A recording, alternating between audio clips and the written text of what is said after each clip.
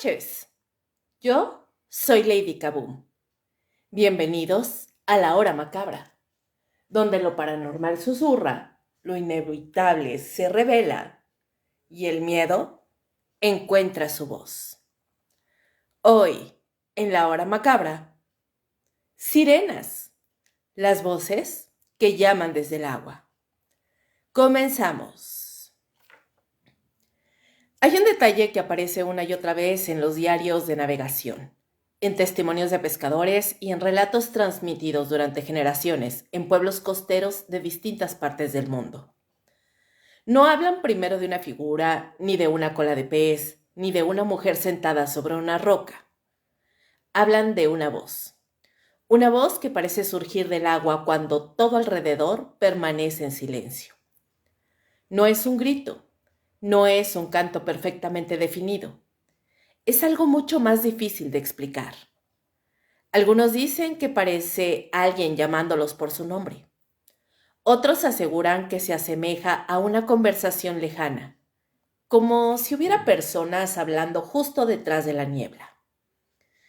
También existen marinos que juraron haber escuchado el llanto de una mujer en mitad de la madrugada, solo para descubrir que al mirar alrededor, el océano estaba completamente vacío.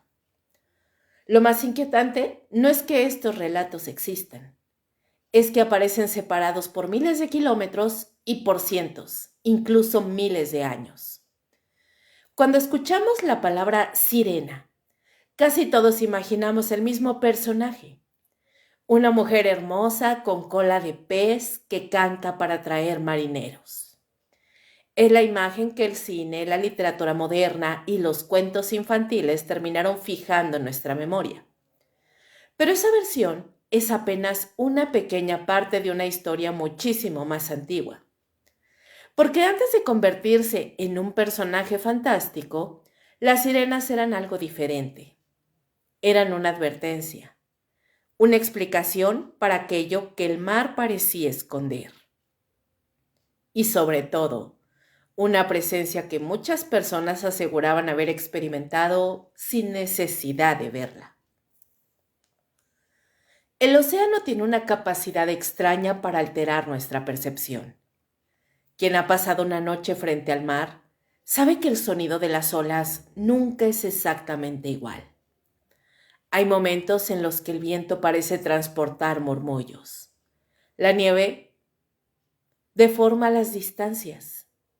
La oscuridad elimina los puntos de referencia. Y cuando no existe nada más que agua hasta donde alcanza la vista, el cerebro comienza a interpretar estímulos que en tierra firme probablemente pasarían desapercibidos. Sin embargo, esa explicación por sí sola no termina de responder una pregunta incómoda. ¿Por qué culturas que jamás tuvieron contacto entre sí desarrollaron relatos sorprendentemente parecidos? En Europa existían mujeres que atraían a los navegantes. En África aparecen espíritus femeninos vinculados al agua. En Asia encontramos criaturas marinas con características similares.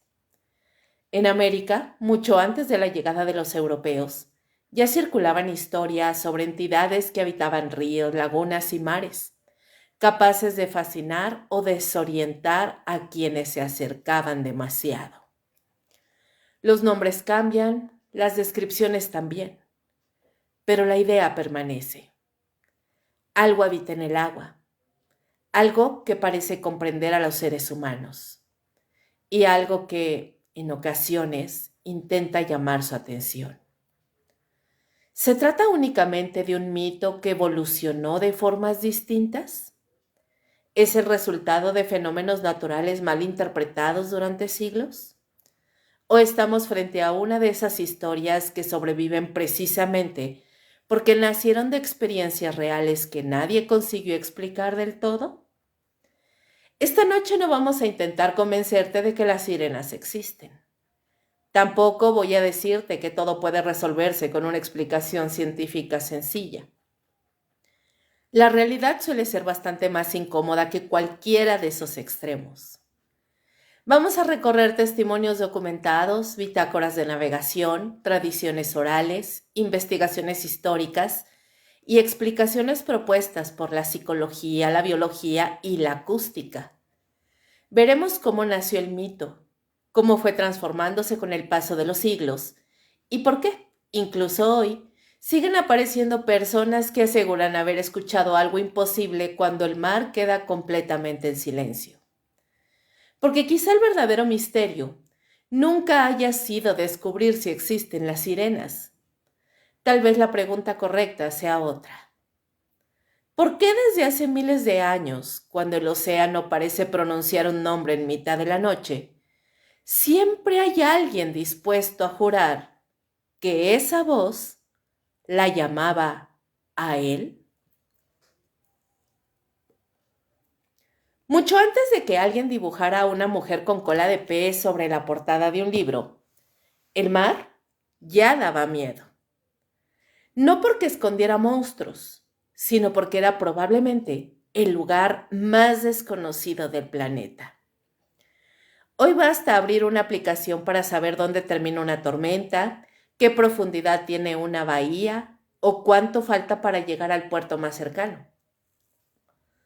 Un barco moderno puede comunicarse con tierra prácticamente en cualquier momento, recibir pronósticos meteorológicos y utilizar sistemas de navegación capaces de ubicarlo con una precisión extraordinaria.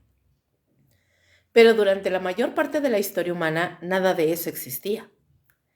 Salir al mar era aceptar que durante días o semanas el horizonte sería exactamente el mismo en todas direcciones. Agua y cielo, una incertidumbre imposible de controlar. Para quienes vivían cerca de la costa, el océano era una contradicción permanente. Les daba alimento, les permitía comerciar, conectaba ciudades lejanas, pero también podía arrebatárselo todo en cuestión de minutos. Bastaba un cambio inesperado del viento, una corriente mal calculada, una tormenta que apareciera donde unas horas antes el cielo estaba completamente despejado. Entonces el mar dejaba de ser un camino y se convertía en una sentencia. No es casualidad que prácticamente todas las civilizaciones antiguas desarrollaran algún tipo de respeto casi religioso hacia el agua. Los egipcios, los fenicios, los griegos, los pueblos nórdicos, las culturas del Pacífico. Incluso sociedades que jamás tuvieron contacto entre sí compartían una idea muy parecida. El océano no era simplemente un lugar, era una fuerza con voluntad propia, algo que podía favorecerte un día y destruirte al siguiente sin ofrecer ninguna explicación. Cuando una comunidad vive durante generaciones enfrentándose a un fenómeno imposible de controlar, ocurre algo muy humano. Empieza a contar historias. No necesariamente para entretenerse, sino para darle sentido a aquello que parece incomprensible. Y así nacieron muchos mitos. No como mentiras, sino como intentos de explicar un mundo que todavía no podía entenderse mediante la ciencia. ¿Por qué desapareció aquel barco? ¿Por qué un pescador aseguró escuchar voces antes de perderse en la niebla? ¿Por qué una corriente arrastró una embarcación mientras otra, a pocos metros, logró regresar sin problemas? Pues bien, cuando no existen respuestas objetivas, entonces aparecen las narraciones. Y las narraciones terminan convirtiéndose en tradición. Con el tiempo, cada pueblo comenzó a llenar el océano de presencias invisibles, de espíritus, de dioses, guardianes, criaturas. Algunas protegían, otras castigaban, otras simplemente recordaban que el ser humano nunca tendría el control absoluto sobre el agua. En ese contexto comenzaron a aparecer los primeros relatos, que muchos siglos después terminarían relacionándose con las sirenas. Pero aquí existe un detalle que suele sorprender a casi todo el mundo. Las primeras sirenas no se parecían en absoluto a las que imaginamos hoy. La imagen de una mujer con larga cabellera, belleza irresistible y cola de pez es relativamente reciente si la comparamos con el origen del mito. Las sirenas más antiguas de la tradición griega eran descritas de una forma muy distinta. Con frecuencia parecían representadas como criaturas con cuerpo de ave y rostro de mujer. Tenían alas, garras, plumas y únicamente conservaban rasgos humanos en el rostro o el torso. Resulta extraño porque rompe por completo la imagen popular que todos tenemos. Sin embargo, esa era la representación predominante durante buena parte del mundo clásico. Entonces surge una pregunta inevitable. Si no eran mujeres pez, ¿de dónde salió esa versión? La respuesta tardaría siglos en construirse. Pero antes debemos detenernos en el relato que convirtió a estas criaturas en parte permanente de la cultura occidental. Y me refiero a la historia de Odiseo, o como muchos la conocen por su nombre latino, Ulises. Miren, dentro de la tradición griega, el viaje de Odiseo representa mucho más que una aventura. Es una sucesión de pruebas donde la inteligencia resulta tan importante como la fuerza. Y una de esas pruebas ocurre cuando debe atravesar el territorio donde habitan las sirenas. Lo interesante es que en los relatos más antiguos, el verdadero peligro nunca fue un ataque físico, era el canto. Las sirenas no perseguían barcos, no lanzaban redes, no provocaban tormentas. Esperaban y cantaban. Y quienes escuchaban aquella melodía experimentaban un deseo irresistible de acercarse. No porque estuvieran hipnotizados en un sentido mágico necesariamente, sino porque el canto prometía algo que ningún ser humano puede ignorar fácilmente. Y eso que les prometía era conocimiento, verdad, respuestas. Algunas versiones antiguas describen ese canto como una promesa de sabiduría absoluta. Otras simplemente hablan de una atracción imposible de resistir. Lo importante es que el peligro nacía del propio impulso humano de acercarse, no de una persecución violenta. Odiseo conocía esta historia. Sabía que ningún marinero regresaba después de escuchar aquellas voces. Entonces tomó una decisión que terminaría convirtiéndose en uno de los episodios más famosos de la literatura antigua. Odiseo ordenó que sus hombres se taparan los oídos con cera y pidió que lo ataran firmemente al mástil del barco. Además, les dio una instrucción muy específica. No importaba cuánto suplicara, no importaba cuánto gritara, no debían soltarlo bajo ninguna circunstancia. Cuando la embarcación atravesó aquella zona, ocurrió exactamente lo que esperaba. Odiseo escuchó el canto y quiso dirigirse hacia él. Intentó convencer a su tripulación de liberarlo, luchó contra las cuerdas, insistió, suplicó, pero sus hombres, incapaces de oír las voces gracias a la cera que protegía sus oídos, continuaron remando hasta dejar atrás el peligro. Es un episodio fascinante porque puede leerse de muchísimas maneras. Puede leerse como un mito, o también como una metáfora sobre la tentación. Puede ser también que se interprete como una advertencia acerca de los deseos que parecen irresistibles, o incluso como el reflejo literario de experiencias reales vividas por navegantes que escuchaban sonidos extraños en determinadas zonas del mar. No existe una respuesta definitiva y probablemente nunca la haya. Lo cierto es que la historia sobrevivió durante casi 3000 años. Y eso rara vez ocurre por casualidad. Pues bien, conforme pasaron los siglos, las sirenas comenzaron a cambiar de aspecto. Durante la Edad Media, distintas tradiciones europeas mezclaron antiguos relatos griegos con leyendas marítimas locales. Poco a poco, Las alas fueron desapareciendo. Las plumas se transformaron en escamas y la criatura terminó adoptando la forma que hoy todos conocemos. La mujer con cola de pez empezó a dominar el imaginario colectivo. No porque existiera una única versión oficial, sino porque era una imagen mucho más poderosa desde el punto de vista simbólico, pues representaba la belleza, la seducción, el peligro oculto bajo una apariencia irresistible. Sin embargo, mientras el arte transformaba la figura de las sirenas, ocurrió algo aún más interesante. Los relatos no desaparecieron, al contrario, comenzaron a multiplicarse.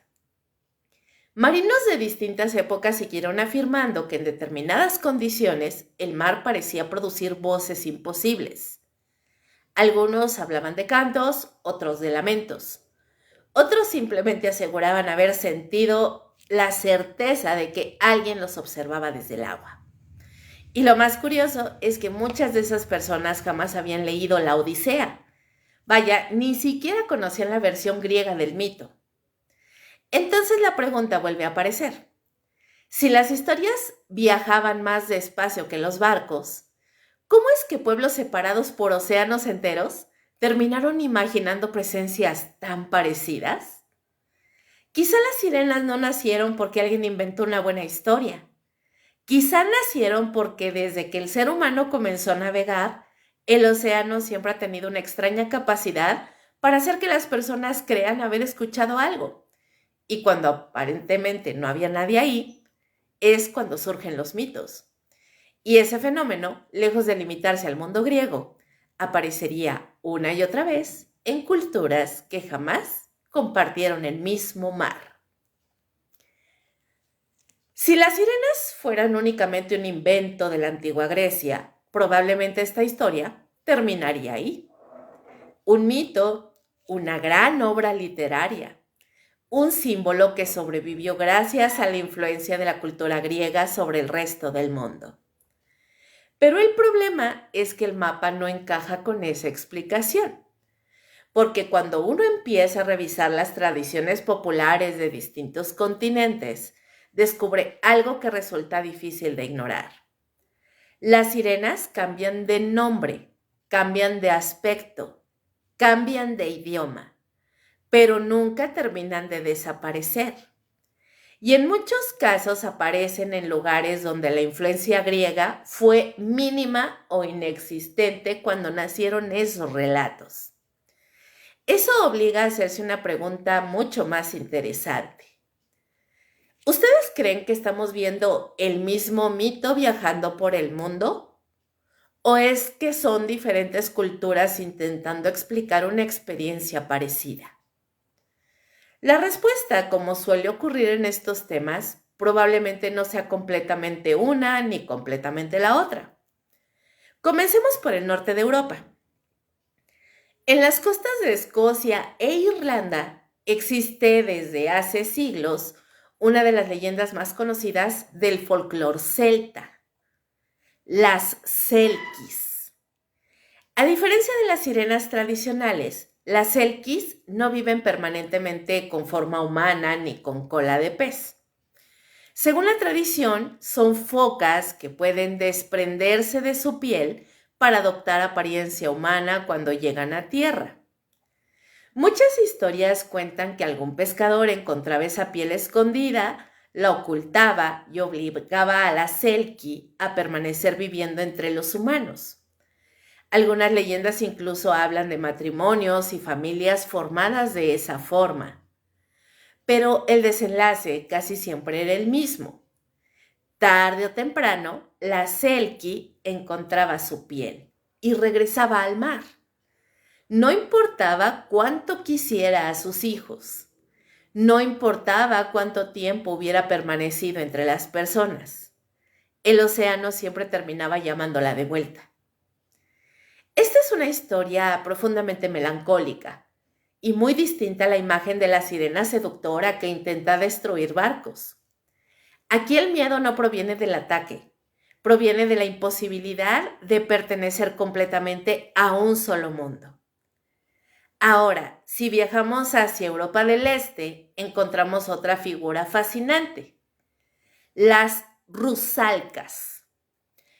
Aunque suelen asociarse en los ríos y lagos más que con el océano, muchas tradiciones las describen como mujeres vinculadas al agua que aparecen durante determinadas épocas del año. Dependiendo de la región, pueden ser espíritus de jóvenes fallecidas, guardianas de ciertos lugares o entidades capaces de atraer a los desprevenidos hacia zonas peligrosas. Lo interesante es que tampoco existe una única versión. En algunos pueblos inspiran compasión, en otros representan un peligro y en otros funcionan simplemente como una explicación para desapariciones ocurridas cerca del agua. Otra vez aparece el mismo patrón, una figura femenina, un entorno acuático y una mezcla constante entre atracción y riesgo. Ahora, crucemos completamente el continente. En Japón existe una criatura conocida como el Ningyo, y ahí ocurre algo curioso. Quien espera encontrar otra mujer hermosa con cola de pez probablemente se llevará una gran sorpresa. Las descripciones tradicionales del Ningyo varían bastante según la época y la región, pero muchas lo presentan como un ser de aspecto extraño, con rasgos humanos mezclados con características de pez, que en ocasiones resultaban incluso inquietantes. No era necesariamente bello ni seductor. Su importancia residía en otra cosa. Capturar un Ningyo podía interpretarse como un presagio de desgracias, mientras que consumir su carne aparecía en algunas leyendas asociado a una longevidad extraordinaria o incluso a una vida anormalmente larga. Es una relación completamente distinta con la criatura.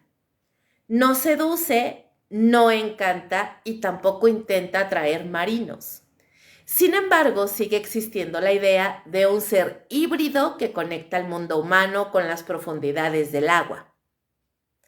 Ahora bajemos hasta la costa occidental de África. Ahí encontramos una figura ampliamente conocida en distintas tradiciones, y es la llamada Mami Water. Más que un personaje único, se trata de un conjunto de creencias presentes en numerosos países africanos y también en regiones del Caribe, a donde esas tradiciones viajaron con la diáspora africana. Mami Water suele representarse como una mujer extraordinariamente hermosa vinculada al agua, la riqueza, la fertilidad y al mismo tiempo vinculada al misterio. Hay quienes aseguran que concede prosperidad. Otros afirman que puede exigir un precio muy alto por sus favores. Y no faltan testimonios contemporáneos de personas que dicen haber tenido encuentros inexplicables relacionados con ella. Lo importante aquí no es decidir si estos relatos son verdaderos. Lo interesante es comprobar que siguen vivos. No permanecen encerrados en libros antiguos, sino que continúan transmitiéndose de generación en generación. Ahora, en América también encontramos historias similares. Una de las más conocidas es la Lara, y es protagonista de numerosas leyendas de la Amazonía brasileña. Según la tradición indígena, Lara es una mujer de extraordinaria belleza que habita los ríos y cuya voz atrae a los hombres hacia el agua. Las versiones cambian entre comunidades, pero la estructura vuelve a repetirse. La voz, la fascinación, el agua y el peligro de acercarse demasiado. Es difícil no notar el parecido, no porque todos los detalles coincidan, sino porque ciertos elementos parecen repetirse con una insistencia sorprendente. Y recapitulamos. Una presencia femenina, un cuerpo relacionado con el agua, una capacidad para llamar la atención de quien la observa o la escucha y un desenlace que rara vez termina bien para el ser humano. ¿Significa eso que todas estas culturas describen exactamente a la misma entidad? No necesariamente. De hecho, existen diferencias muy importantes. Algunas criaturas viven en el mar, otras en ríos. Algunas protegen, otras castigan. Algunas representan la muerte, otras la fertilidad. Unas seducen y otras simplemente aparecen como guardianas de ciertos lugares. Si solo observamos las diferencias, podríamos concluir que no tienen relación alguna. Pero si observamos la estructura del relato, las coincidencias empiezan a llamar la atención. Y aquí entra una escena bastante fundamental, y es la transmisión oral.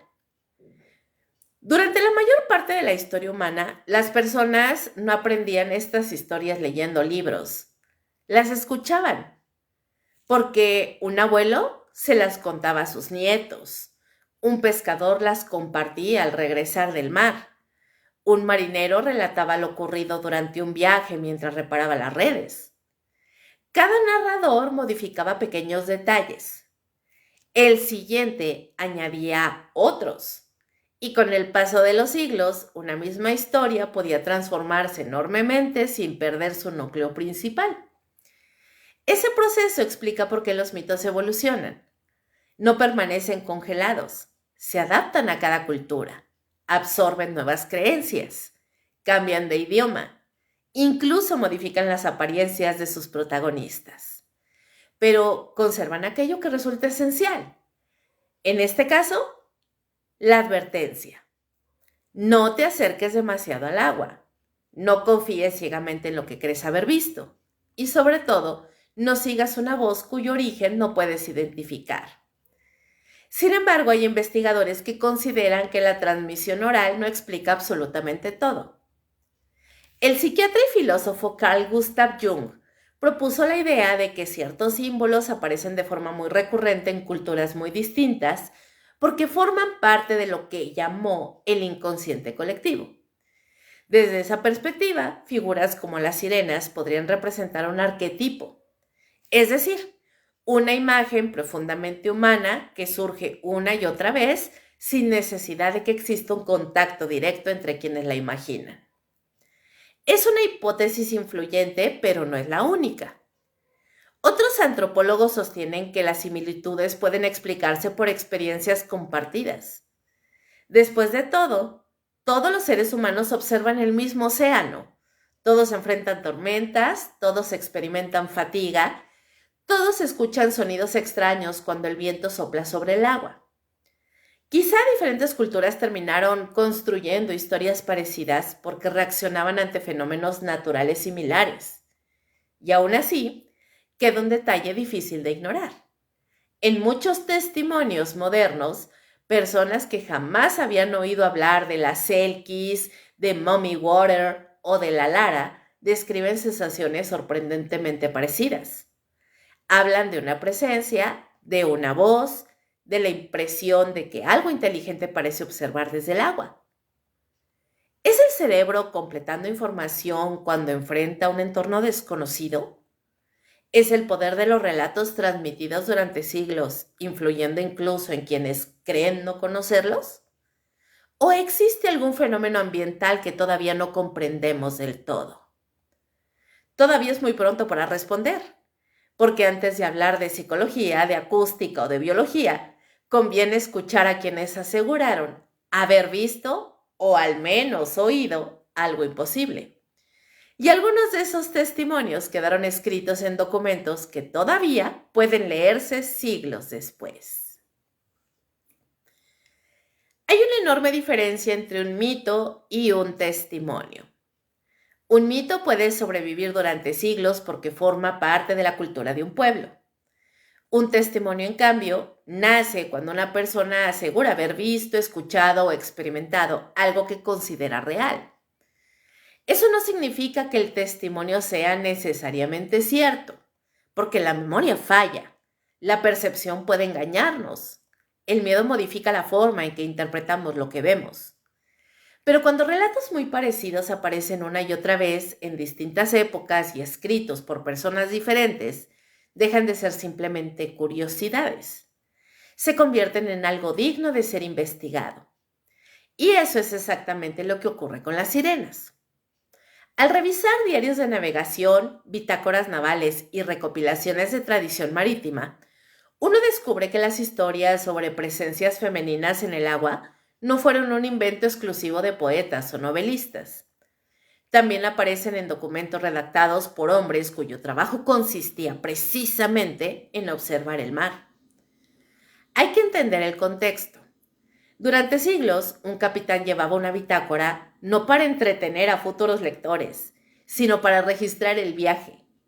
En esos cuadernos se anotaban cambios de rumbo, condiciones meteorológicas, incidentes a bordo, averías, avistamientos de tierra y cualquier hecho que pudiera resultar útil para la navegación o para rendir cuentas al regresar al puerto.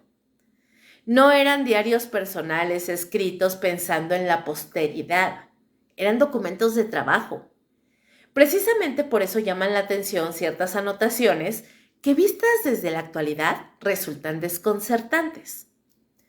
En algunas bitácoras aparecen referencias a luces sobre el agua cuya explicación nunca quedó clara. En otras se describen sonidos que parecían provenir del océano en noches completamente tranquilas.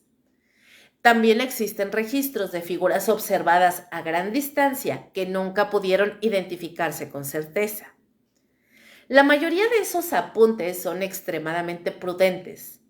Los marinos experimentados sabían que el mar engaña, sabían que la niebla altera las distancias, que el cansancio modifica la percepción, que las olas pueden transformar cualquier silueta en algo completamente distinto.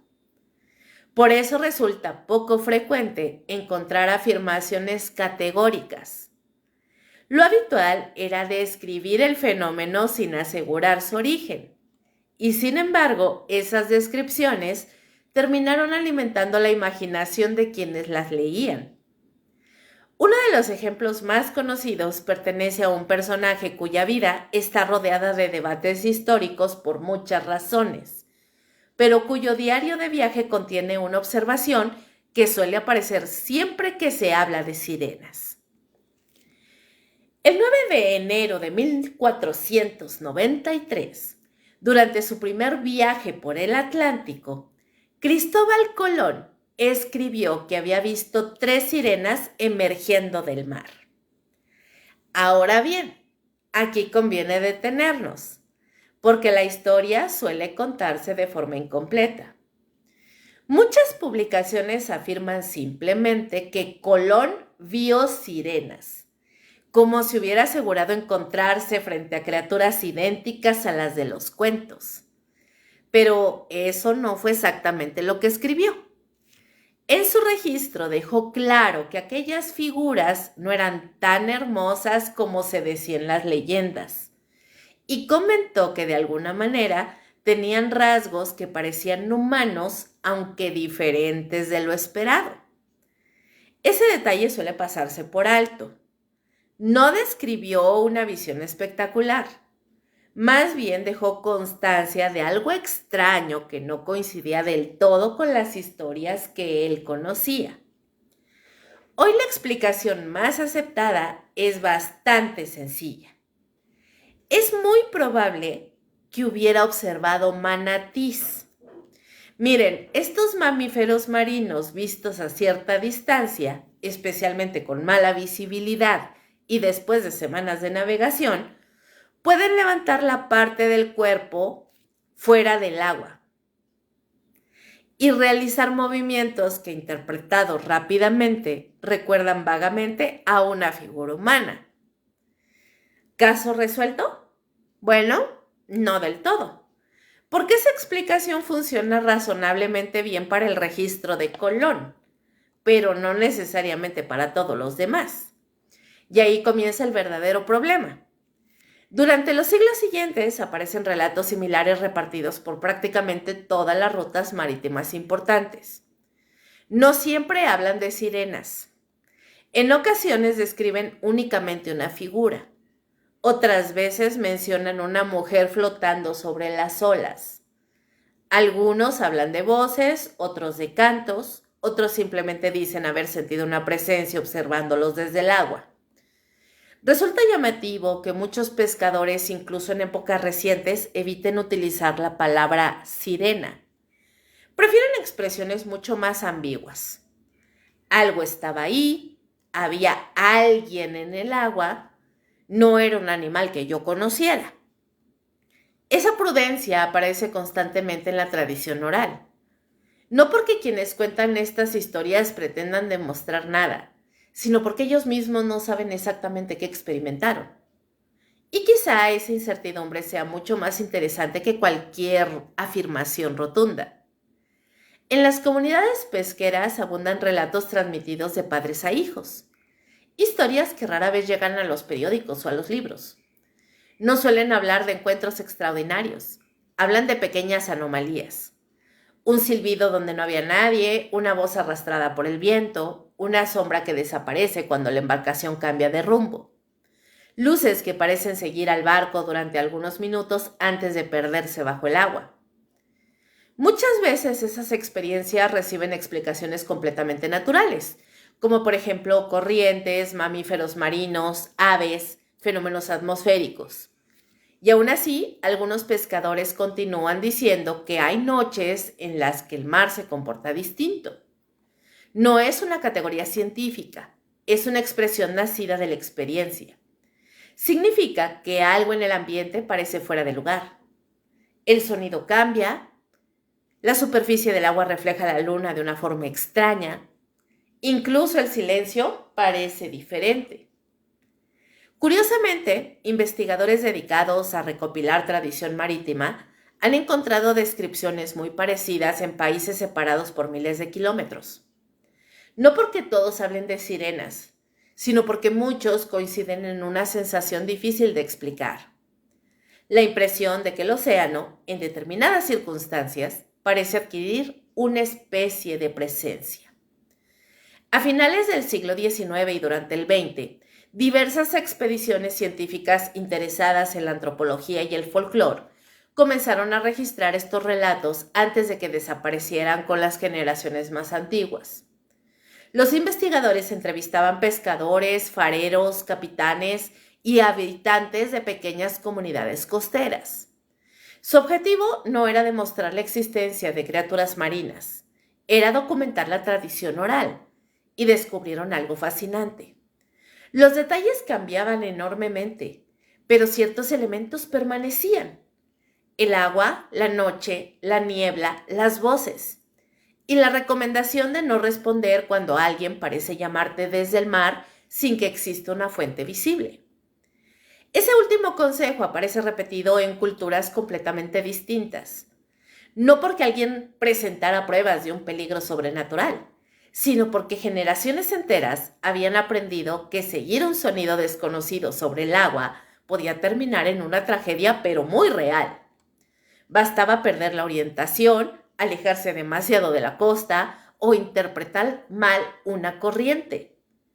En ese sentido, muchas leyendas pudieron funcionar como auténticos mecanismos de supervivencia. No era necesario convencer a un joven pescador con una conferencia sobre acústica marina. Bastaba con decirle: si escuchas una voz donde no debería haber nadie, no la sigas. Vaya, era una advertencia sencilla, fácil de recordar y probablemente muy eficaz. Pero eso tampoco explica todos los casos, porque algunos testimonios proceden de personas con décadas de experiencia en el mar. Hombres y mujeres acostumbrados a distinguir aves, mamíferos, embarcaciones y fenómenos meteorológicos. Gente que conocía el océano mejor que cualquier visitante ocasional. Y aún así, algunos de ellos admitieron haber vivido episodios que nunca lograron comprender del todo. No afirmaban haber visto una sirena de cuento. Eran mucho más cautos. Simplemente reconocían que en ciertas ocasiones habían observado o escuchado algo que no podían identificar. Quizá esa sea la razón por la que la leyenda nunca desapareció. No porque existiera una prueba definitiva, sino porque nunca faltaron personas dispuestas a decir: no sé qué era, pero yo sé lo que vi. Y cuando cientos de personas y cientos de testimonios están repartidos a lo largo de siglos repitiendo esa misma idea, la pregunta deja de ser si todos estaban diciendo exactamente la verdad. La verdadera pregunta pasa a ser otra. ¿Qué ocurre en el mar para que tantas personas, incluso aquellas acostumbradas a convivir con él toda su vida, terminen convencidas de haber presenciado algo imposible? Responder esa pregunta nos obliga a abandonar por un momento las leyendas, porque antes de buscar criaturas bajo el agua, conviene mirar dentro del cerebro humano.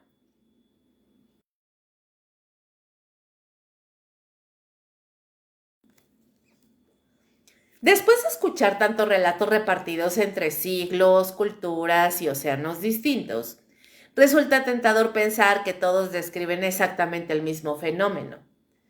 Pero existe otra posibilidad. Y aunque a primera vista parezca menos misteriosa, termina siendo igual de inquietante.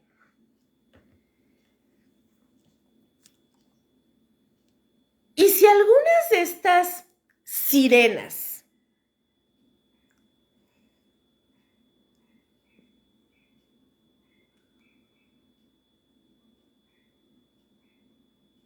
si algunas de estas sirenas nunca estuvieron en el agua?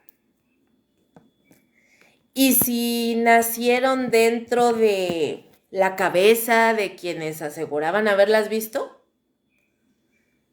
No lo tomes como una forma de desacreditar los testimonios. Esa no es mi intención. Al contrario, comprender cómo funciona el cerebro humano es una de las maneras más útiles de entender por qué determinadas experiencias se sienten absolutamente reales, incluso cuando no existe una explicación evidente para ellas. Porque, a ver, vamos a ponernos bien lógicos. Nuestro cerebro realmente no es una cámara de video. Nunca el cerebro va a registrar el mundo de una manera objetiva. El cerebro interpreta lo que ve constantemente, completa información que está vacía, rellena los espacios, busca patrones, anticipa peligros y en determinadas circunstancias puede construir una percepción completamente convincente a partir de estímulos ambiguos. Ahora, imagínate a un marinero de hace, no sé, 300 años, que lleva semanas en el océano, que ha dormido mal, que ha comido poco. De pronto el agua dulce dentro del barco empieza a escasear y no existe un reloj biológico estable porque los guardias cambian constantemente.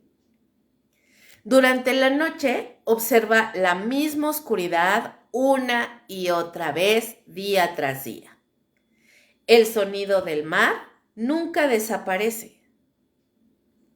Jamás.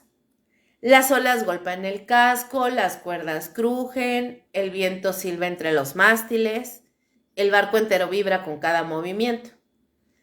Ese entorno mantenido durante días o semanas va a producir un desgaste psicológico enorme. Hoy sabemos que la fatiga extrema altera profundamente la percepción. No hace falta permanecer despierto durante varios días para experimentar sus efectos. Basta una acumulación constante de sueño insuficiente. ¿Qué es lo que pasa cuando tienes varios días desvelándote? Bueno, pues tu capacidad de atención va a disminuir. El cerebro va a tardar mucho más en procesar los estímulos. La memoria inmediata te va a comenzar a fallar y aumenta la probabilidad de interpretar de manera incorrecta aquello que vemos o escuchamos. Los investigadores que estudian expediciones polares, travesías oceánicas prolongadas y misiones de aislamiento han documentado que el cansancio sostenido puede favorecer experiencias perceptivas extrañas sin que la persona presente realmente una enfermedad mental. No significa perder por completo el control con la realidad o el contacto con la realidad. Significa que tu cerebro empieza a cometer pequeños errores. Y esos errores en determinados contextos pueden sentirse extraordinariamente reales. La deshidratación, por otro lado, también desempeña un papel bien importante. Durante siglos fue uno de los mayores enemigos de la navegación. Y no solo por el riesgo físico, también porque afecta directamente al funcionamiento cerebral. Una hidratación deficiente puede provocar confusión, dificultades para concentrarse, alteraciones visuales y auditivas, además de aumentar ¿cómo se le llama esto? La susceptibilidad a interpretar mal los estímulos del entorno. Ahora, añádele otro ingrediente, el aislamiento. Los seres humanos no evolucionamos para pasar semanas o meses viendo exactamente lo mismo. El cerebro siempre necesita cambios, necesita referencias, necesita interacción. Cuando esos elementos desaparecen durante mucho tiempo, comienza a comportarse de maneras sorprendentes. Algunos marinos describen una sensación difícil de explicar. Dicen que después de muchos días en alta mar, llega un momento en que el océano parece dejar de ser un paisaje y comienza a sentirse como una presencia. No porque crean que haya alguien observándolos, sino porque la inmensidad termina produciendo una impresión psicológica muy particular, como si el propio mar adquiriera personalidad. Ese fenómeno ha sido estudiado en distintos contextos de aislamiento extremo. No es exclusivo de los océanos. También aparece en grandes desiertos, en regiones polares o incluso durante misiones espaciales simuladas. El entorno se vuelve tan dominante que la mente empieza a relacionarse con él de una manera casi emocional. Y entonces aparece un fenómeno todavía más curioso. Y no sé si hayan escuchado este término, pero es la llamada hipnosis del mar. Y no, aunque lo parezca, no es un diagnóstico médico. Es una expresión utilizada para describir un estado de atención alterada que muchos navegantes experimentan luego de observar durante largos periodos el movimiento constante de las olas. El cerebro entra en una especie de automatismo. La mirada permanece fija, los sonidos repetitivos terminan ocupando todo el ambiente. El tiempo parece transcurrir de una forma diferente. Quien ha pasado varias horas contemplando el océano sin interrupciones, probablemente entienda esa sensación. No produce alucinaciones por sí misma, pero sí modifica la forma en que prestamos atención al entorno. Y cuando la atención cambia, también cambia la percepción.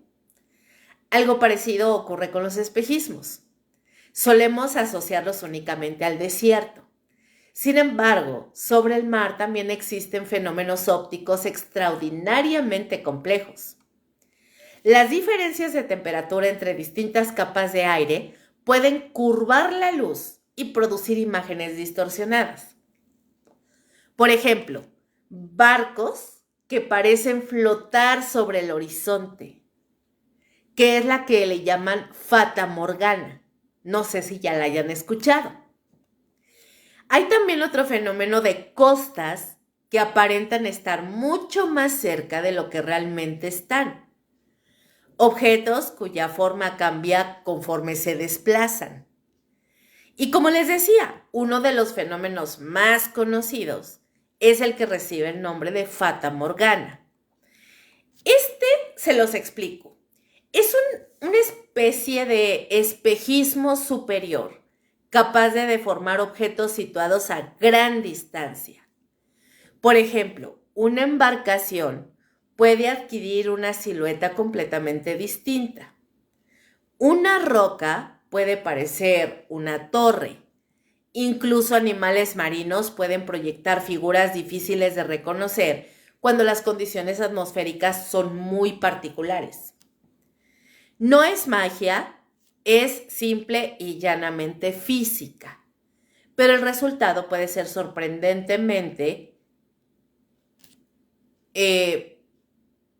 difícil de distinguir entre realidad y deformación, incluso para un observador experimentado. Ahora pensemos en un manatí. Un manatí es algo muy parecido a una foca.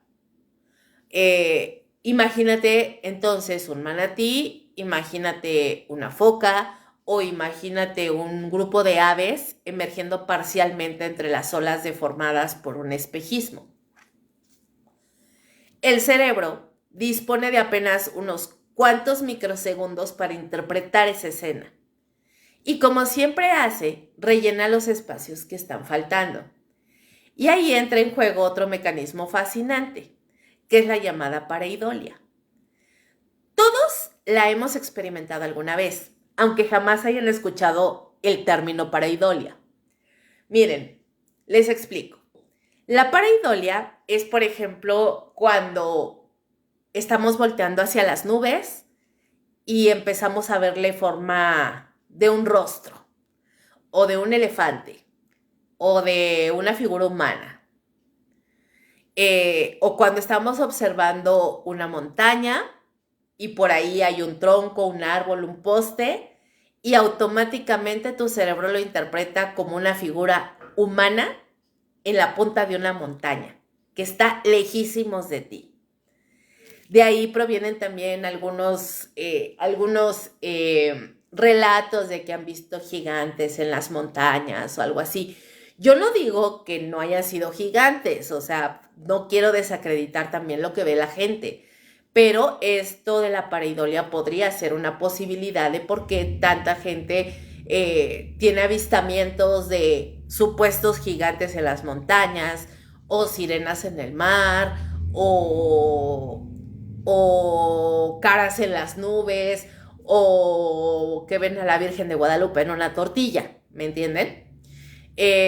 También se presenta, por ejemplo, cuando ves una mancha de humedad y por ahí ves un animal dibujado, ¿no? Vaya, a final de cuentas nuestro cerebro lo que está haciendo es diseñando una imagen que no tiene sentido para que lo tenga. Nuestro cerebro está, sí, diseñado para tratar de interpretar patrones o detectarlos, especialmente rostros, incluso cuando esos patrones ni siquiera están existiendo. Es una capacidad evolutiva extraordinariamente útil. Más vale confundir una sombra con una persona que ignorar una sombra que pudiera ser una amenaza real. En el mar ocurre exactamente lo mismo. Una ola, un reflejo, un tronco flotando, una foca levantando la cabeza, todo puede convertirse durante unos instantes en algo completamente distinto. Pero todavía falta un elemento que quizás sea el más importante de todos, y es el sonido. El agua transmite el sonido de manera muy diferente a como lo hace el aire. Además, determinadas condiciones de temperatura, humedad, todo esto permite que algunas ondas viajen distancias enormes sin perder demasiada intensidad. Eso explica por qué en ocasiones conversaciones, motores o incluso voces humanas pueden escucharse mucho más lejos de lo que cualquiera imaginaría. Un pescador situado a varios kilómetros, una embarcación oculta por la niebla, personas trabajando en otra costa. Todos esos sonidos pueden llegar deformados, sin referencias visuales, y el cerebro lo que hace es intentar localizar su origen, y no siempre acierta. Lo más inquietante es que algunos investigadores en acústica marina reconocen que el océano todavía produce fenómenos sonoros que continúan estudiándose. No porque impliquen criaturas desconocidas, obviamente, sino porque la interacción entre viento, oleaje, temperatura y relieve submarino puede generar efectos muy complejos, como silbidos, resonancias, vibraciones, sonidos que parecen desplazarse sin una dirección evidente. De pronto, aquella vieja advertencia de los pescadores empieza a cobrar un significado distinto. No sigas una voz que viene del agua. Y quizás no hablaban de una sirena. Quizás simplemente habían aprendido que confiar ciegamente en un sonido cuya procedencia no puedes identificar puede llevarte a perder la orientación y con ella la vida.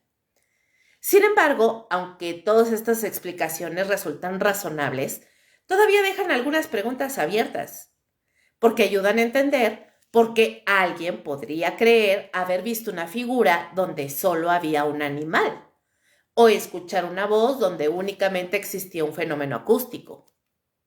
Pero no explican completamente por qué culturas enteras terminaron construyendo relatos tan elaborados alrededor de esas experiencias, ni por qué algunos testimonios modernos proceden de personas descansadas, sobrias y perfectamente conscientes de las limitaciones de la percepción humana. En otras palabras, la psicología aclara muchas cosas, la neurociencia también, la física aporta respuestas muy importantes, pero ninguna de ellas ha conseguido hacer desaparecer por completo la vieja sensación que acompaña a quienes pasan suficiente tiempo frente al océano. La impresión de que algunas noches el mar parece devolver la mirada. Y cuando eso ocurre, hasta la explicación más racional puede sentirse un poco menos sólida de lo que nos gustaría admitir. Si existe una explicación que aparece una y otra vez cuando alguien pregunta por las sirenas, casi siempre es la misma. En realidad eran manatíes. Bueno, pues se dice con tanta seguridad que hasta suena convincente. Es una respuesta sencilla y hasta cierto punto tiene bastante sentido. Pero, como ocurre con muchas explicaciones simples, solo resuelve una parte del problema. Porque decir que todas las historias sobre sirenas nacieron al confundir un manatí con una mujer es como afirmar que todos los avistamientos de objetos extraños en el cielo se explican viendo un globo. Algunos sí, pero muchos no. Y otros siguen abiertos a discusión. Para entender por qué esta teoría se hizo tan popular, primero hay que conocer a los verdaderos protagonistas, los manatíes. A simple vista, cuesta imaginar que alguien pudiera confundirlos con una persona, porque son animales súper robustos. Pueden superar los 3 metros de largo. Se desplazan muy lento. Su cuerpo parece más cercano al de una enorme foca que al de una figura humana. Entonces, ¿de dónde salió esa idea? La respuesta está en el contexto. Imagínate una embarcación del siglo XV. No hay binoculares modernos. No existen cámaras fotográficas. El observador lleva varias semanas navegando. La luz del amanecer apenas comienza a iluminar el horizonte. Algo emerge parcialmente del agua, solo durante unos segundos. Levanta el torso, mueve las aletas, desaparece. Sí, además, el mar presenta oleaje y la distancia es considerable. El cerebro está recibiendo muy poca información para identificar correctamente aquello que está viendo. Y hace exactamente lo que siempre hace: rellenar los espacios vacíos. No es casualidad que los manatíes hayan quedado asociados al registro de Cristóbal Colón que comentábamos en el capítulo anterior. Hoy, la mayoría de los historiadores considera que esa explicación es la más probable para aquel episodio concreto. Pero el propio Colón dejó escrito que aquellas figuras no eran tan hermosas como afirmaban las leyendas. Es decir, incluso él percibía diferencias importantes entre el relato tradicional y aquello que realmente observó. Eso convierte su anotación en algo mucho más interesante que una simple equivocación. No estaba diciendo: ¡Ay, sí! Vi exactamente una sirena. no, estaba describiendo algo extraño que intentó interpretar utilizando las referencias culturales que él ya conocía. Eso es muy humano y seguimos haciéndolo hoy en día. Los manatíes tienen otra característica muy curiosa. Las hembras suelen sostener a sus crías utilizando las aletas delanteras mientras flotan cerca de la superficie. Vistas desde cierta distancia, esa postura puede recordar vagamente a una madre abrazando a un bebé. Muchos investigadores creen que escenas como esa pudieran alimentar algunas de las descripciones más antiguas sobre mujeres del mar. No porque realmente se parecieran, sino porque el cerebro conecta rápidamente formas conocidas con imágenes familiares.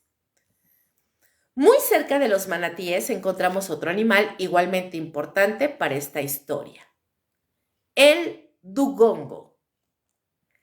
Seguramente no saben qué es, pero el dugongo es pariente cercano del manatí y habita principalmente en aguas cálidas del Océano Índico y del Pacífico Occidental. Pues bien, durante siglos fue observado por navegantes árabes, africanos y asiáticos mucho antes de que los europeos exploraran esas regiones de forma sistemática. Las diferencias entre ambos animales son notables para un biólogo, pero para un marinero cansado que apenas dispone de unos segundos para observar una silueta entre las olas, las semejanzas son suficientes. Curiosamente, muchas culturas donde existen dugongos también desarrollaron leyendas sobre mujeres marinas. Eso, por supuesto que no demuestra una relación directa, pero sí hace comprensible por qué numerosos investigadores consideran que estos mamíferos desempeñaron un papel importante en el nacimiento de ciertos relatos. Ahora bien, el océano está lleno de animales capaces de engañar la percepción. Las focas son un ejemplo perfecto. Cuando únicamente asoman la cabeza sobre la superficie, especialmente entre niebla o durante el atardecer, sus grandes ojos oscuros y el movimiento pausado pueden generar imágenes extraordinariamente ambiguas. Muchos pescadores describen esa sensación. Durante unos segundos creen estar mirando el rostro de una persona. Luego, el animal gira y toda la ilusión desaparece. Lo mismo ocurre con los leones marinos. Su comportamiento resulta enormemente curioso, porque son animales súper inteligentes, son observadores, y en ocasiones permanecen inmóviles contemplando embarcaciones durante varios minutos. Quien desconoce esa conducta puede experimentar la incómoda impresión de estar siendo observado por algo que parece demasiado consciente. Y el cerebro, otra vez, comienza a construir toda una historia. No porque quiera engañarnos, sino porque necesita interpretar aquello que está viendo. Las ballenas también han contribuido, aunque de una manera distinta. Sus vocalizaciones son uno de los fenómenos biológicos más extraordinarios del planeta. Algunas especies producen sonidos que pueden viajar cientos o incluso miles de kilómetros bajo determinadas condiciones oceánicas. Desde luego, una ballena no canta como una persona, pero quienes han escuchado esas grabaciones comprenden inmediatamente por qué muchas culturas describían el océano como un lugar que parecía tener voz propia. Los sonidos son profundos, largos, melancólicos. A veces parecen responderse unos a otros. Mucho antes de que la ciencia identificara su origen, es fácil imaginar el efecto que esas vocalizaciones podían producir sobre un navegante nocturno incapaz de ver qué ocurría bajo la superficie. Sin embargo, el océano guarda muchos otros fenómenos biológicos menos conocidos. Existen bancos inmensos de peces capaces de alterar el color del agua en cuestión de segundos. Medusas que producen destellos luminosos. Plancton bioluminiscente que convierte el oleaje en un resplandor azul durante la noche. Calamares que cambian de color casi instantáneamente. Pulpos capaces de imitar texturas y movimientos con una precisión extraordinaria. Si, por ejemplo, alguien del siglo XVI hubiera contemplado una playa iluminada únicamente por plancton bioluminiscente, ¿cómo habría descrito esa escena? Probablemente utilizando las herramientas culturales que ya tenía disponibles. Lo desconocido rara vez permanece sin explicación. Siempre termina ocupando un lugar dentro de las historias. Y ahí aparece un detalle fascinante. Con el paso de los siglos, cada narrador añadía pequeños cambios. Un pescador veía una foca y se lo contaba a su hijo. El hijo exageraba algunos detalles. Décadas después, alguien repetía la historia asegurando que el animal tenía un rostro sorprendentemente humano. Un siglo más tarde, ya nadie hablaba de una foca. Ahora era una mujer del mar. Así funcionan muchas tradiciones orales. No porque la persona mienta deliberadamente, sino porque la memoria reconstruye los acontecimientos cada vez que los recuerda. Los detalles más llamativos sobreviven, los menos interesantes desaparecen. Poco a poco el relato termina siendo más poderoso que la experiencia original. Y aún así, hay algo que continúa resistiéndose. Porque estas hipótesis explican razonablemente bien los avistamientos. Ayudan a comprender por qué una figura observada desde lejos puede adquirir apariencia humana. También explican buena parte de los relatos visuales registrados durante siglos. ¿Pero las voces? Siguen siendo un problema. Porque, un manatí no canta, un dugongo tampoco. Las focas y los leones marinos producen sonidos muy peculiares, algunos incluso sorprendentemente parecidos a lamentos humanos, especialmente cuando se escuchan a gran distancia. Sin embargo, difícilmente podrían explicar todos los relatos donde testigos aseguran haber distinguido palabras, nombres o melodías. Las ballenas producen vocalizaciones extraordinarias, pero tampoco parecen suficientes para responder cada testimonio. En otras palabras, la biología ayuda y mucho. Probablemente desmonta una enorme cantidad de historias que durante siglos parecían inexplicables, pero no consiguen cerrar completamente el caso, porque las sirenas nunca fueron solamente una figura observada sobre el agua, también fueron una presencia, una sensación, una voz. Y eso nos obliga a mirar hacia otro lugar. No hacia los animales, sino hacia las personas que siguen viviendo frente al océano. Porque, aunque parezca increíble, todavía existen comunidades donde hablar de sirenas no pertenece únicamente al pasado. Para muchos pescadores, siguen formando parte del presente. Uno podría pensar que conforme avanzó la ciencia, las historias sobre sirenas fueron desapareciendo, que los satélites, la biología marina y las cámaras de alta resolución terminaron por expulsarlas del mundo real para convertirlas únicamente en personajes de cuentos infantiles. Pero ocurrió algo curioso. Las leyendas nunca se extinguieron. Simplemente dejaron de ocupar los grandes mapas y encontraron refugio en pequeños puertos, aldeas costeras y comunidades donde el océano sigue siendo parte de la vida cotidiana. No suelen aparecer en las noticias, no generan investigaciones internacionales. La mayoría de las veces permanecen donde siempre han estado, sentadas alrededor de una mesa después de una jornada de pesca, contadas en voz baja, con esa clase de seriedad que hace difícil distinguir cuando alguien intenta asustarte y cuando simplemente está relatando algo que escuchó desde niño. Porque el verdadero hogar de las sirenas nunca fueron los libros, fue la tradición oral. Y mientras exista alguien dispuesto a contar esas historias, el mito seguirá respirando. Uno de los lugares donde esto resulta más evidente es Escocia, especialmente en las Islas Hébridas, las Órcadas y las Shetland. Ahí, el mar no es un paisaje bonito para fotografiar, es una presencia constante. Las comunidades crecieron dependiendo de él para sobrevivir, pero también aprendiendo muy pronto que podía cambiar de humor en cuestión de minutos. Entre nieblas densas, acantilados y aguas heladas, las historias sobre las Selkis nunca desaparecieron del todo. Incluso hoy existen habitantes que no hablan de ellas como simples personajes del folclore. Las consideraban parte de la identidad cultural de la región. No afirman necesariamente haber visto una, pero sí conocen a alguien cuyo abuelo aseguraba haber encontrado una piel de foca abandonada en la playa. O recuerdan a un viejo pescador que evitaba navegar durante determinadas noches porque decía que el mar estaba llamando a la gente. Lo interesante no es comprobar si esas historias son verdaderas.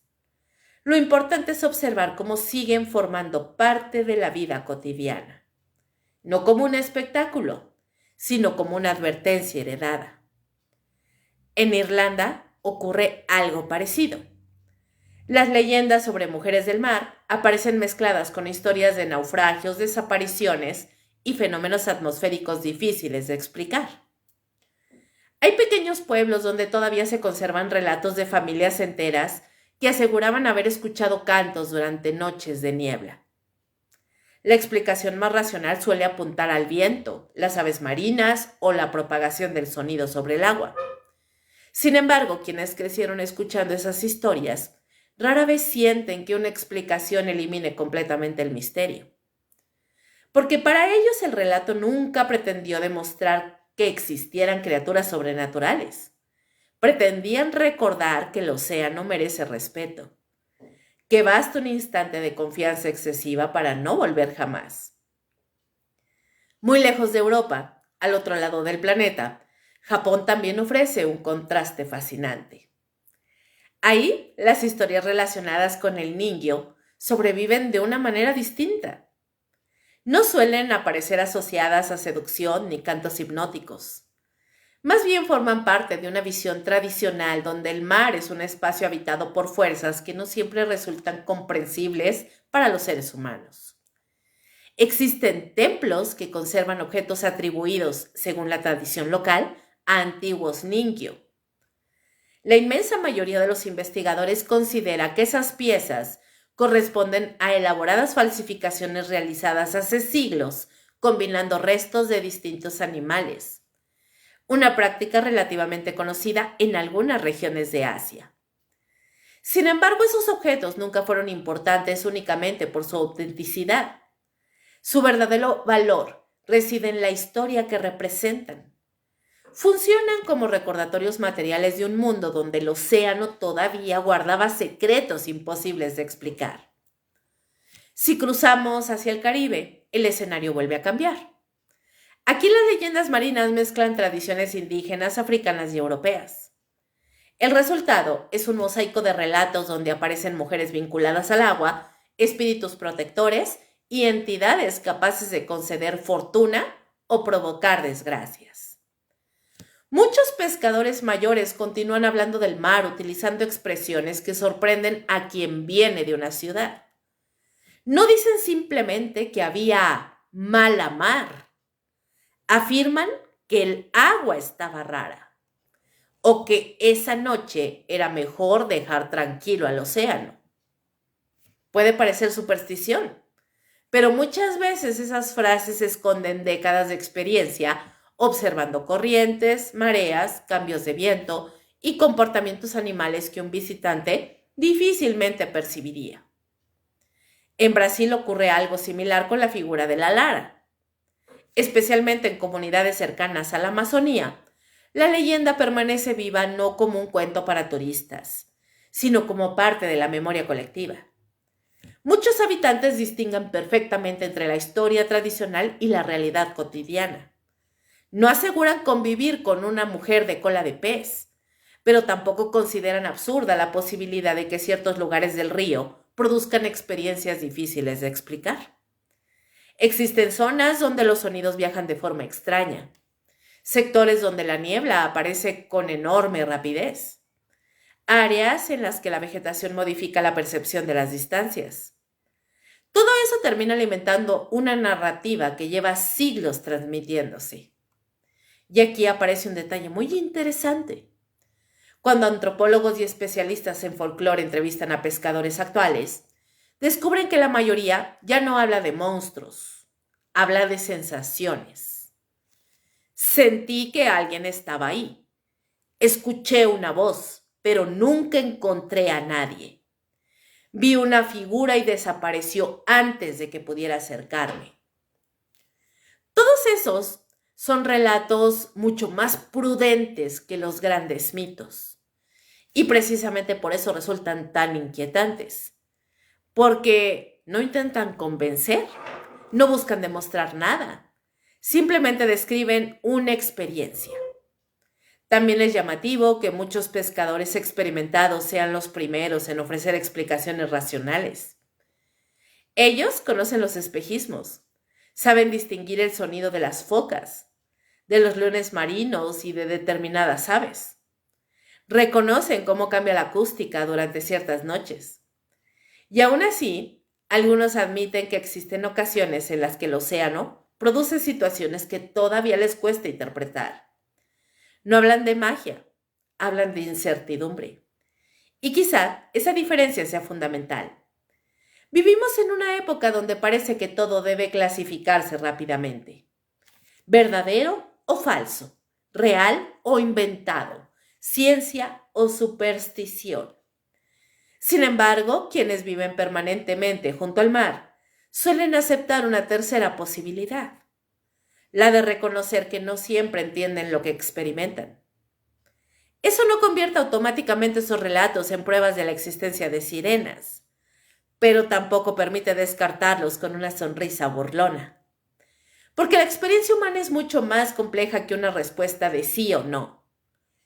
Además, estas historias cumplen una función social muy importante. Construyen identidad, conectan generaciones, transmiten conocimientos prácticos disfrazados de leyenda.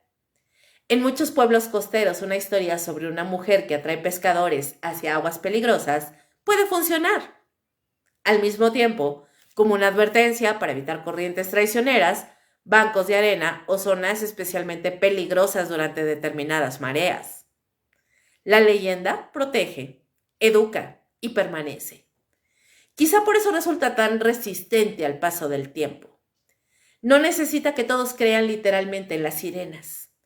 Le basta con seguir recordando que el mar merece prudencia, que la confianza excesiva suele pagarse cara y que existen lugares donde incluso los navegantes más experimentados prefieren escuchar primero antes de avanzar. Porque al final, las sirenas quizá nunca hayan sido únicamente criaturas del océano. También son una forma de que distintas culturas expresen el mismo respeto hacia un mundo inmenso, impredecible y profundamente desconocido. Un mundo que, incluso en pleno siglo XXI, continúa produciendo historias nuevas.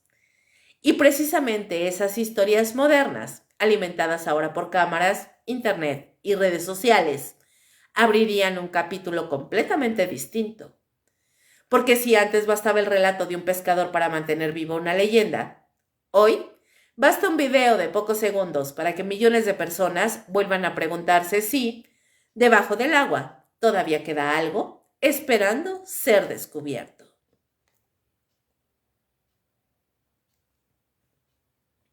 Hubo un tiempo en que historias sobre sirenas tardaban meses, incluso años en recorrer el mundo.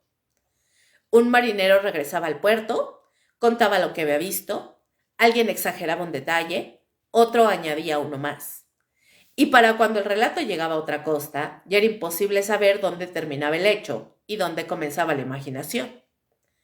Hoy ocurre exactamente lo contrario. Basta un teléfono celular, un video de 30 segundos, un título llamativo y, antes de que alguien tenga tiempo de verificar nada, millones de personas ya están discutiendo si acaban de ver a una sirena nadando frente a una playa. La tecnología cambió la velocidad de las historias, pero no cambió nuestra necesidad de creer que todavía existen misterios. Si uno busca en internet sirena captada en video, te vas a encontrar cientos de resultados. Algunos muestran figuras que parecen moverse bajo el agua. Otros presentan siluetas sentadas sobre rocas. También existen fotografías donde una forma borrosa asoma apenas unos centímetros sobre la superficie. A primera vista, algunos materiales resultan sorprendentes, especialmente cuando la calidad de la imagen es baja, como casi siempre. Y ahí aparece una ironía interesante. Durante décadas se decía que no existían fotografías porque nadie llevaba una cámara encima. Ahora que prácticamente todo el mundo lleva una en el bolsillo, la mayoría de las imágenes sigue siendo demasiado borrosa para demostrar algo. Eso tiene una explicación sencilla. El agua distorsiona. Las olas deforman las figuras. El zoom digital reduce la calidad. La comprensión de los videos elimina los detalles. Y nuestro cerebro se pone a hacer lo suyo. Exactamente igual que ocurría hace siglos. Solo que ahora el proceso queda grabado. Uno de los casos más famosos surgió hace varios años cuando comenzó a circular un supuesto video donde una figura humanoide parecía incorporarse sobre unas rocas antes de lanzarse nuevamente al mar. Durante semanas fue compartido como una prueba definitiva. Algunos aseguraban que gobiernos habían intentado ocultarlo. Otros afirmaban que pertenecía a una expedición científica. En realidad, terminó siendo mucho menos espectacular. Resulta que el material correspondía a una producción audiovisual realizada con efectos especiales. No era un documento secreto, era una recreación. Sin embargo, la desmentida nunca alcanzó la misma difusión que el video original. Y eso ocurre constantemente. Nuestro cerebro recuerda mejor una imagen impactante que una corrección publicada días después. Las fotografías siguen siendo un patrón parecido. Cada cierto tiempo aparece alguna imagen tomada desde un barco, un dron o una playa, donde se distingue una forma aparentemente humana. Después comienzan los análisis. Al aumentar la resolución, suele descubrirse que se trata de una roca, un tronco, un bañista, una foca, o simplemente una ilusión producida por la perspectiva. Algunas fotografías, además, han sido manipuladas deliberadamente. Y aquí conviene hacer una distinción importante. No todos los fraudes nacen con malas intenciones. Muchos artistas digitales crean imágenes de sirenas como ejercicios creativos. El problema aparece cuando esas obras salen de contexto y alguien las presenta como evidencia auténtica. En cuestión de horas, una ilustración termina convertida en la fotografía que no quieren que veas. Internet tiene esa capacidad extraordinaria para borrar el origen de las cosas, pero existen engaños mucho más elaborados. Quizá el ejemplo más conocido sea el de las llamadas sirenas disecadas. Desde el siglo XIX comenzaron a exhibirse supuestos cuerpos momificados de criaturas marinas con rasgos humanos. Algunos terminaron en museos de curiosidades. Otros fueron utilizados como atracciones ambulantes. Y el más famoso fue presentado por el empresario estadounidense P.T. Barnum, quien exhibía una supuesta sirena proveniente de Asia. Miles de personas pagaron por verla. El aspecto era realmente perturbador. Un torso pequeño, un rostro arrugado, una cola de pez. Durante muchos años, un montón de personas pensaron que se trataba de un ejemplar auténtico. Después se descubrió la verdad. Esto había sido construido uniendo partes de distintos animales cuidadosamente cocidos para producir una ilusión convincente. Hoy sabemos que numerosas sirenas momificadas, conservadas en colecciones antiguas, fueron elaboradas exactamente de esa manera. Algunas combinaban monos, peces y materiales vegetales. Otras utilizaban técnicas artesanales extraordinariamente detalladas. Más que evidencia científica, representan una curiosa mezcla de arte, comercio y tradición popular. Sin embargo, incluso cuando el fraude queda demostrado, ocurre algo llamativo. La leyenda sobrevive, porque nunca dependió exclusivamente de esas pruebas. También existen grabaciones submarinas que han despertado enorme interés. No muestran figuras, solamente se escuchan sonidos. Desde mediados del siglo XX, investigadores comenzaron a desplegar hidrófonos, que son micrófonos diseñados para funcionar bajo el agua, con el objetivo de estudiar la acústica oceánica. Fue entonces cuando aparecieron registros que el público encontró inquietantes, vamos a llamarlo así. Algunos recibieron nombres propios, Otros permanecieron clasificados únicamente mediante códigos. Uno de los más conocidos fue el llamado bloop, detectado en 1997 por instrumentos instalados para monitorear la actividad submarina. Durante algún tiempo se especuló con la posibilidad de que proviniera de un animal gigantesco desconocido. Las teorías crecieron rápidamente. Unos decían que eran monstruos marinos, otros criaturas prehistóricas, seres ocultos en las profundidades. Total que años después, la explicación más aceptada apuntó a un origen completamente natural: el fracturamiento de grandes masas de hielo en regiones polares. Y si se lo preguntan, sí, el sonido era real. Claro que sí, el misterio inicial también. La criatura, probablemente no. Y el bloop no fue el único. Existen decenas de registros acústicos cuyo origen tardó años en identificarse. Algunos terminaron asociados a movimientos de hielo, otros a actividad volcánica submarina, otros más a vocalizaciones de cetáceos previamente desconocidos. Y lo interesante es que esos episodios muestran algo importante. El océano sigue produciendo sonidos capaces de desconcertar incluso a los científicos. Y eso no significa que existan sirenas, pero sí recuerda que todavía estamos aprendiendo cómo suena realmente el fondo del mar. Las redes sociales también transformaron por completo este escenario. Antes, una historia permanecía dentro de una comunidad costera. Hoy, cualquier testimonio puede recorrer el planeta en cuestión de minutos. El algoritmo tampoco distingue entre un estudio científico y una teoría espectacular. Lo único que premia es aquello que consigue llamar la atención. Y pocas cosas generan más curiosidad que un supuesto misterio sin resolver. Y así nacen comunidades enteras dedicadas a analizar videos cuadro por cuadro. Un reflejo extraño, una sombra bajo el agua, una figura borrosa en la distancia. Miles de personas observan exactamente la misma imagen y llegan a conclusiones completamente distintas.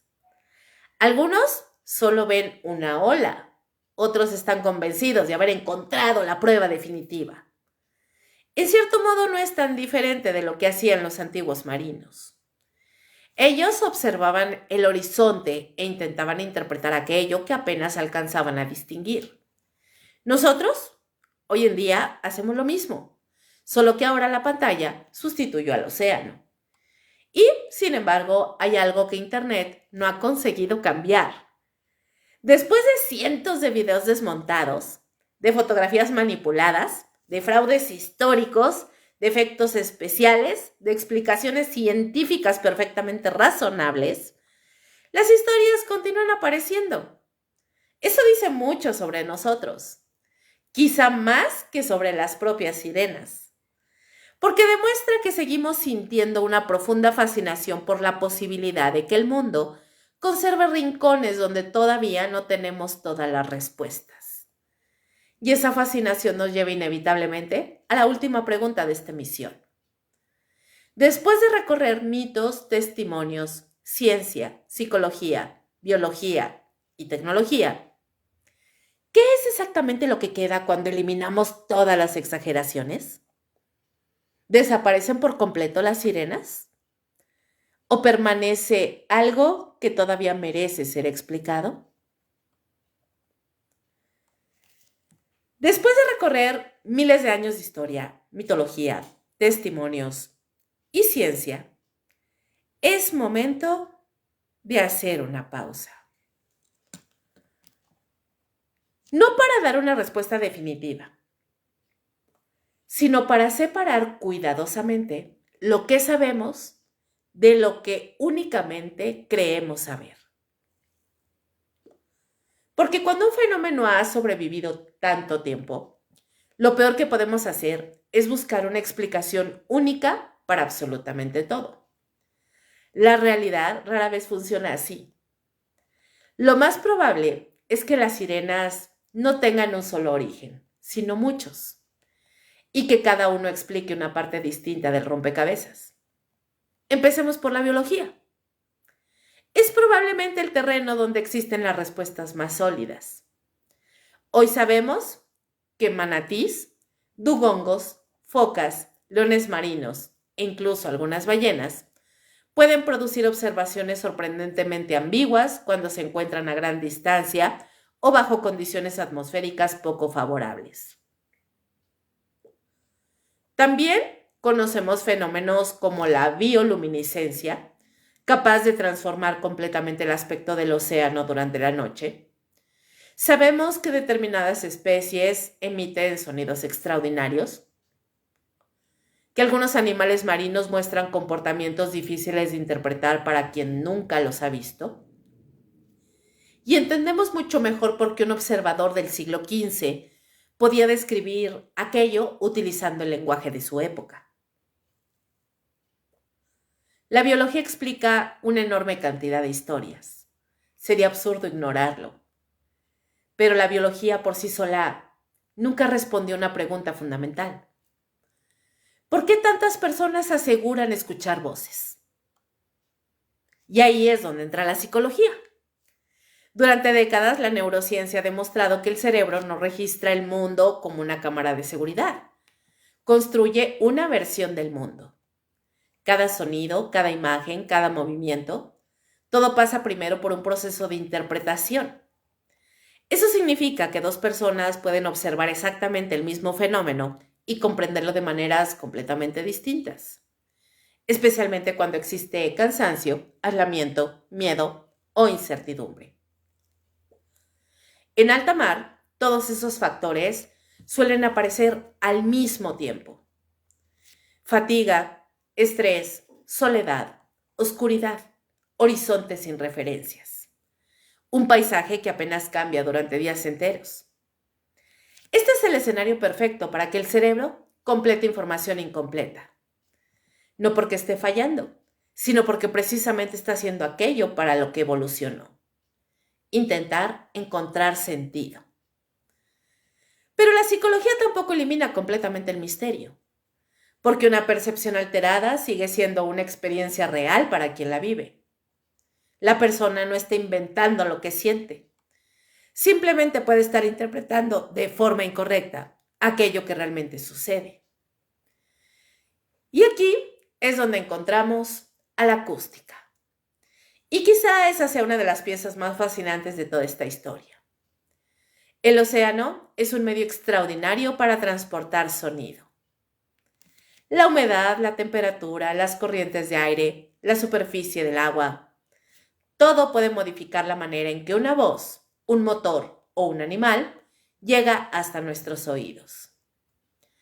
Algunos sonidos parecen acercarse cuando en realidad están muy, muy lejos. Otros cambian completamente de dirección. Algunos se distorsionan hasta adquirir características casi humanas. No es casualidad que muchas leyendas hablen primero de escuchar y solo después de ver.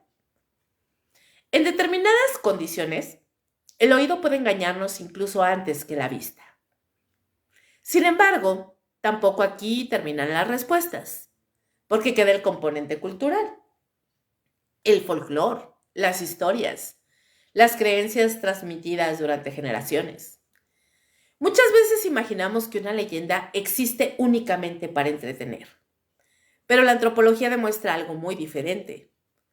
Las leyendas conservan conocimiento, a veces de forma simbólica, a veces exagerada, pero conservan experiencia acumulada. Cuando una comunidad repite durante siglos que no debe seguir una voz proveniente del agua, quizá no esté describiendo una criatura sobrenatural. Quizá esté transmitiendo una norma de supervivencia. No abandonar la embarcación, no perder de vista la costa, no dejarse llevar por un sonido cuya procedencia desconoces. La historia permanece porque sigue siendo útil, y quizá ahí radique parte de la extraordinaria resistencia de las sirenas. No sobrevivieron porque todos creyeran literalmente en ellas. Sobrevivieron porque cumplían una función. Advertían, educaban, explicaban aquello que todavía no podía entenderse.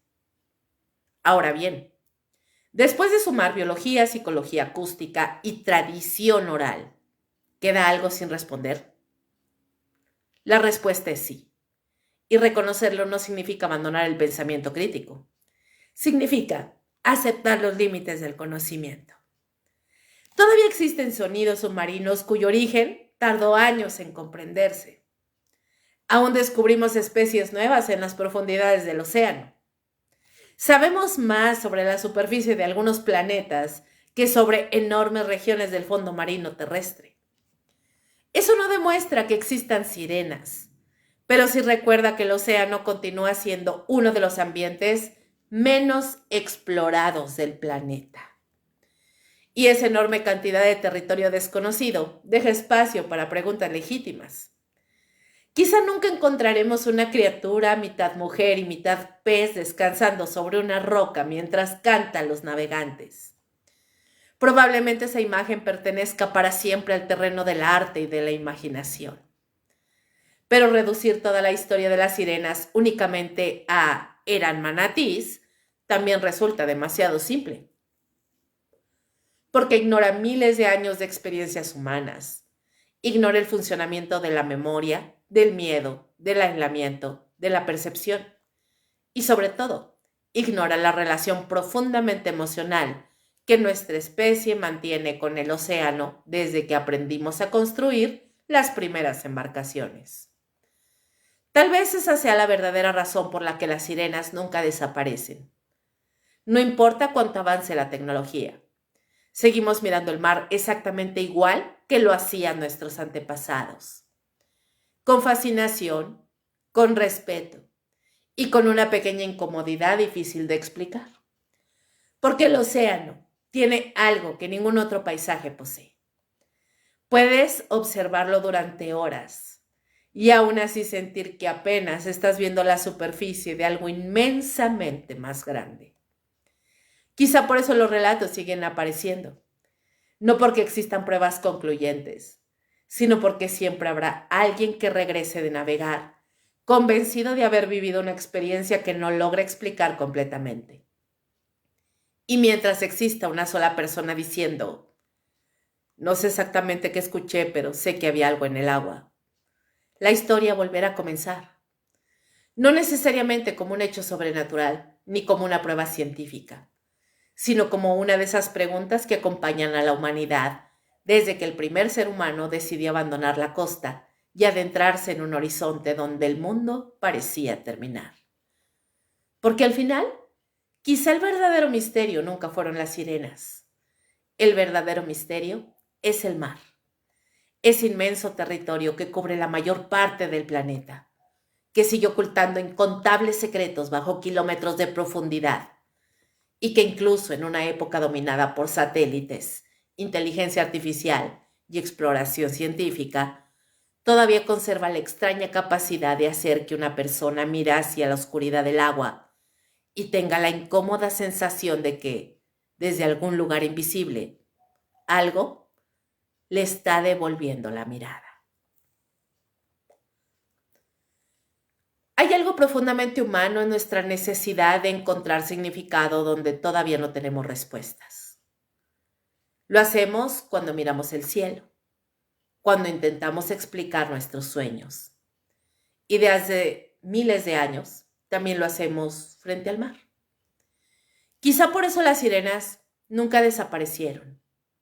No porque existan pruebas irrefutables de que son reales, sino porque representan algo mucho más antiguo que cualquier leyenda. Representan el límite entre lo conocido y lo desconocido. Durante esta misión recorrimos mitos, testimonios, historia, psicología, biología y fenómenos acústicos. Descubrimos que muchas historias probablemente nacieron de experiencias reales interpretadas a través de la cultura de cada época. Otros pudieron explicarse por animales marinos, espejismos o sonidos que viajaban sobre el agua. Pero comprender el origen de una leyenda no significa acabar con ella. A veces entender por qué existe este fenómeno o estas leyendas, resulta mucho más interesante que intentar demostrar si ocurrió exactamente como fue contada. Porque quizá la pregunta importante nunca fue si existen las sirenas. La verdadera pregunta es por qué tantas personas separadas por siglos y por océanos enteros terminaron contando historias tan parecidas. Tal vez nunca compartieron la misma experiencia, pero sí compartieron el mismo escenario, el océano. Ese lugar donde el horizonte desaparece, donde el sonido cambia de dirección y donde el cerebro intenta encontrar sentido en un entorno que jamás termina de controlar. El mar sigue siendo uno de los últimos grandes espacios del planeta que conserva una parte importante de misterio. Y quizá esa sea la razón por la que estas historias siguen apareciendo incluso hoy. No porque el mundo haya dejado de avanzar, sino porque todavía existen lugares capaces de recordarnos que no todo puede entenderse de inmediato. Tal vez las sirenas nunca fueron el verdadero misterio. Tal vez el misterio siempre fue el mar y la forma en que transforma nuestra percepción cuando permanecemos demasiado tiempo frente a él. Así que si alguna vez estás solo en la costa, de noche, y el viento parece traer una voz desde la oscuridad, lo más probable es que existe una explicación. Pero también entenderás por qué desde hace miles de años hay personas absolutamente convencidas de que el océano, por un instante, pronunció tu nombre. Y así es como damos por concluida esta emisión de Sirenas de la Hora Macabra. Espero que el tema les haya gustado, que les haya interesado y sobre todo que el día de hoy hayamos aprendido algo nuevo. Ya saben que los invito a seguirme en mi canal de YouTube, donde estarán disponibles todas las emisiones de La Hora Macabra y Perturbador. Ahí me encuentran como Kaboom Podcast, ya saben, suscríbanse y no se pierdan ni uno solo de los episodios. Y también pueden disfrutar de mi contenido diario en mi canal de WhatsApp. Si quieren escuchar leyendas y cuentitos cortos de terror, ahí me encuentran como Kaboom. Hasta la próxima emisión de La Hora Macabra, donde cada noche las sombras tienen algo que contar. Y nosotros estamos para escucharlas. Hasta entonces, buenas noches, o lo que quede de ella, y como siempre les deseo, dulces pesadillas. ¡Chao, chao!